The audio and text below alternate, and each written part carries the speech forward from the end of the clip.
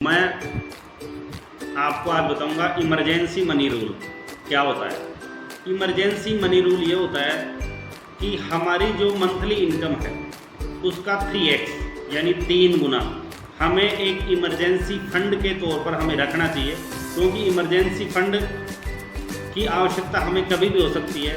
हो सकता है अचानक हमारे पास कोई खर्चा आ गया, कोई बीमारी हो गई, हमारी जॉब चली गई या और कोई ऐसा खर्चा आ गया, तो उस समय हमारा इमरजेंसी फंड हमारे लाइफ स्टाइल को और अपने आप को मैनेज करने के लिए, घर के खर्चे को मैनेज करने के लिए ज़रूरी होता है। तो अपनी इनकम का मंथली जो इनकम है उसका 3 गुना इमरजेंसी फंड ज़रूर रखें।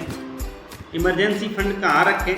इमरजेंसी फंड रखने के लिए भी जैसे आप बैंक एफडी में रख सकते हो। बैंक में सेविंग अकाउंट में डालने के बजाय आप बैंक की एफडी में इस पैसे को रख सकते हो। और आजकल तो एफडी के अंदर भी ऐसा सिस्टम है, कई लोग ये समझते हैं कि एफडी करवा देंगे तो हम हमारा पैसा काम में नहीं ले सकेंगे।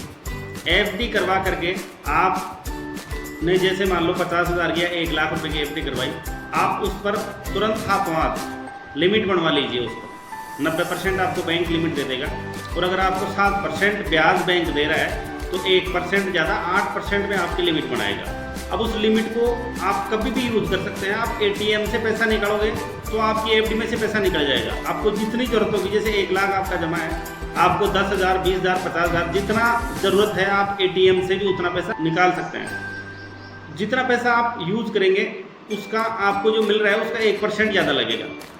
तो अगर आप इमरजेंसी कभी पड़ती है, उस पैसे को निकालते हैं, यूज़ करते हैं, तो आपको 1% ज़्यादा इंटरेस्ट लग जाएगा। यानी 7% आपको मिल रहा है तो 8% इंटरेस्ट लग जाएगा जितना आप यूज़ करेंगे। अगर अपने को ज़रूरत नहीं पड़ती है तो अपने को एफडी का इंटरेस्ट मिल ही रहा है। अगर उसको सेविंग में पटके रखेंगे तो 3-4% मिलेगा।